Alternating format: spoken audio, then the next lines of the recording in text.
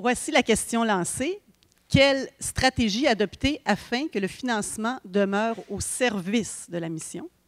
Alors, pour débattre de cette question, nous avons ajouté une nouvelle personne à notre panel, Marie-Claude Lacerte, qui est étudiante ici à HEC Montréal.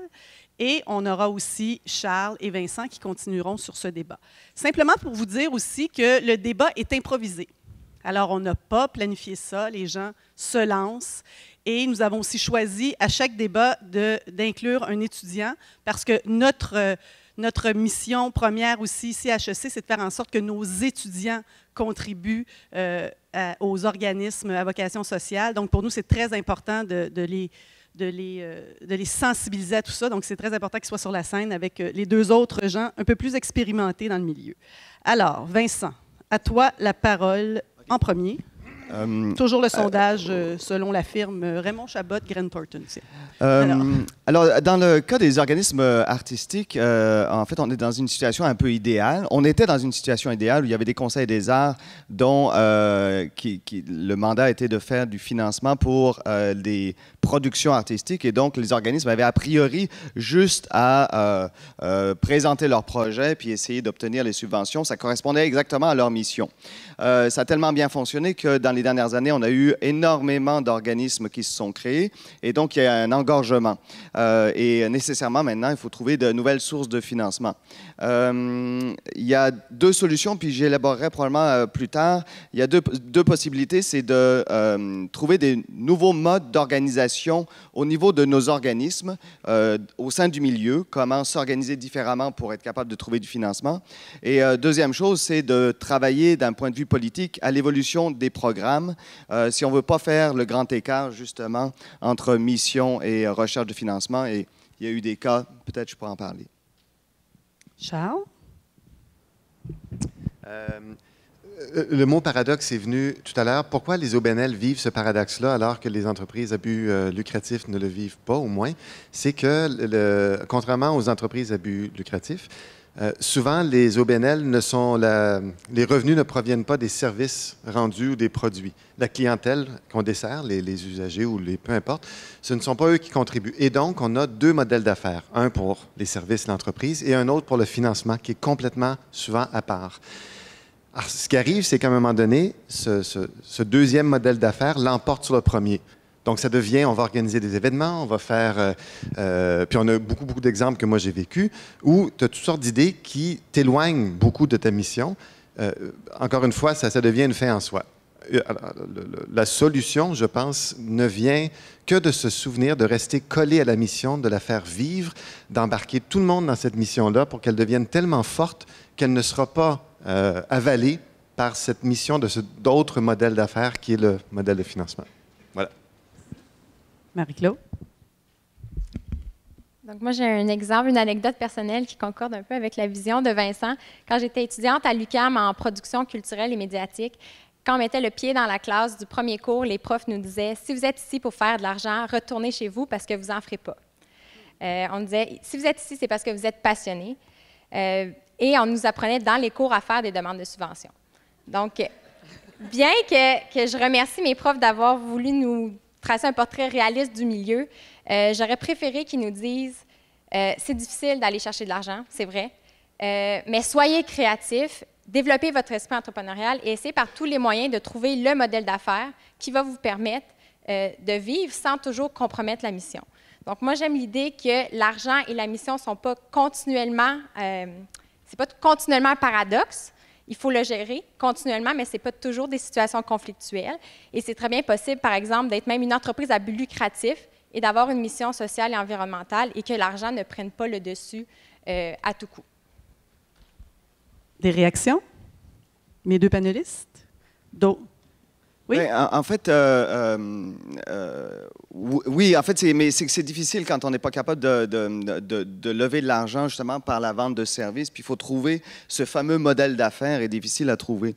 Ce dont je voudrais parler là, c'est justement dans le domaine du théâtre actuellement, il y a justement il y a énormément de compagnies. Il y a peut-être trop d'organismes. Ça ne veut pas dire qu'il y a trop d'artistes. Il y a trop d'organismes. Chaque artiste ne devrait pas nécessairement créer un organisme, mais c'est le structurel. Puis c'est dommage. Mais ce qui se passe maintenant, puis je fais partie d'un projet qui s'appelle Scène ouverte, qui est un projet de centre de création artistique et de production multidisciplinaire. Et l'objectif, c'est un partage de ressources. C'est de créer un organisme qui va être capable de gérer les productions et l'administration de différents artistes. Donc, plutôt que d'avoir 10 ou 11 compagnies ou 12 compagnies artistiques, chacune va aller chercher de l'argent, c'est de se regrouper pour être capable de financer un seul organisme parapluie qui va être capable d'aider différents organismes. Ça, c'est une façon de s'organiser pour le milieu, pour être capable de répondre au manque de financement qui y a actuellement au Conseil des arts. Si on regarde la façon dont est structuré le financement aussi, je pense que le sketch le démontrait très bien. Nos bailleurs de fonds nous ont beaucoup amenés à faire du financement par projet.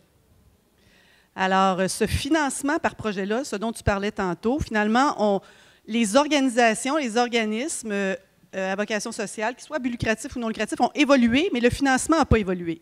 On a beaucoup d'organismes qui se retrouvent, qui disent « ben moi, je pourrais aller chercher des subventions à telle place, je pourrais aller chercher des subventions à telle autre place. » Puis là, ils vont voir leur bailleur de fonds et disent « ouais, mais tu n'es pas vraiment lié avec notre ministère ou avec nos objectifs, donc tu serais mieux d'aller à l'autre porte. » On est constamment là-dedans, donc on se retrouve dans des subventions de projets et il y a beaucoup, beaucoup de bailleurs de fonds qui ont de la difficulté à financer la mission.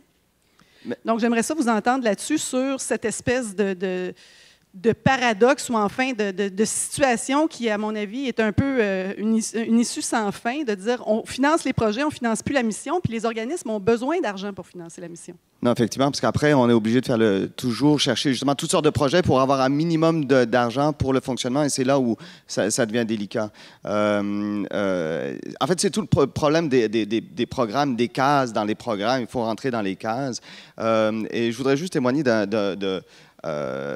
la Caisse des Jardins, là où, dans Rosemont Petite Patrie, a un fonds d'aide au milieu et la personne qui est à la tête de ça, le président de la Caisse, est foncièrement contre les cases dans les programmes. Et justement, pour être capable de soutenir toutes sortes d'initiatives et être à l'affût de ce qui bouge dans le milieu.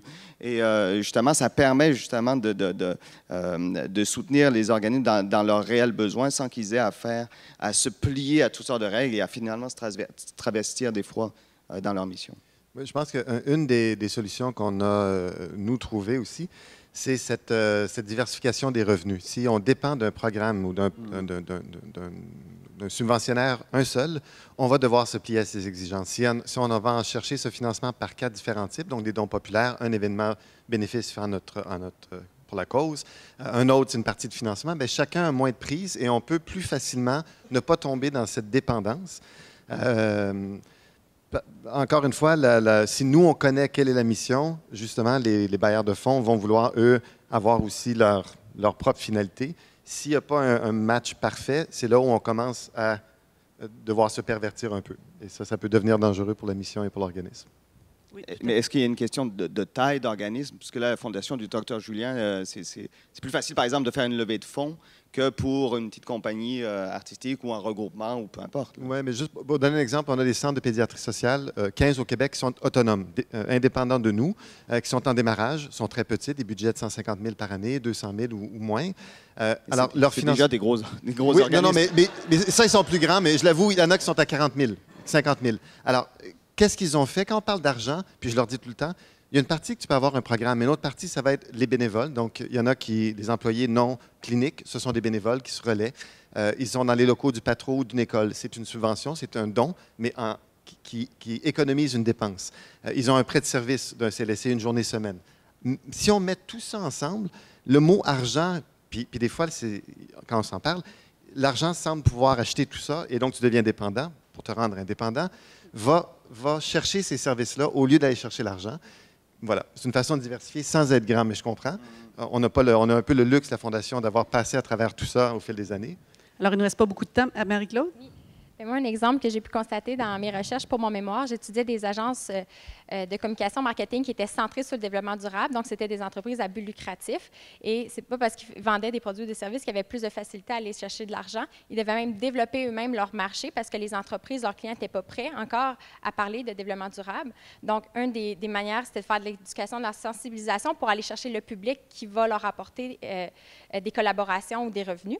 Et même un exemple le plus inspirant, moi, c'est quelqu'un qui a créé carrément autour de lui tout un écosystème. Donc, vu qu'il voulait à la fois faire de la philanthropie, vendre du service, il a créé un écoquartier autour de lui, financé par la Maison Mère, et il a accueilli à son sein plein d'entreprises qui travaillaient en synergie. Donc, il n'y avait pas de support autour de lui, il a décidé de le créer lui-même, et à travers différentes organisations, réaliser une mission globale qui réunissait tout le monde.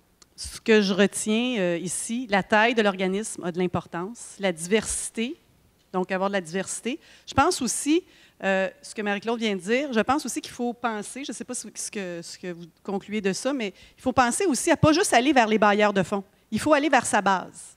C'est vrai que dans certains organismes comme la Fondation du Dr Julien, bon, la base ne peut pas être des donateurs, mais la base peut faire en sorte que plus tu as des adhérents, on regarde souvent la dépendance aux ressources, mais plus tu as des adhérents à ta mission, plus après ça, les gens qui sont sollicités, un peu comme tu dis, les regroupements, puis ça, c'est vraiment un vent de renouveau qui dit, bon, bien, on va arrêter de triturer notre mission, puis on va penser autrement.